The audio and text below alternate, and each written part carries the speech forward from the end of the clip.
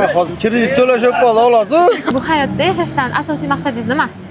Ibodat qilish, Allohning rozichiligini olish, bilamda yaxshi qizlarim, farzandlarimga tarbiya berish. Qisa shu ota-onani hojiga borib yaxshi yashash.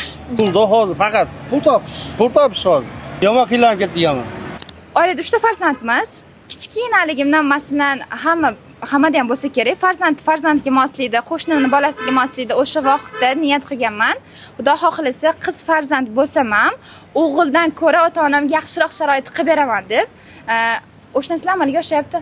Ota-onamga kelajakda qiz bola bo'lsam ham yaxshi farzand bo'lmoqchi bo'lganman. Menimcha ota-onamga yaxshi farzand bo'la olyapman.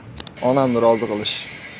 Salomat yurish, bola chaqani baxtiga, baxt saodatini ko'rish.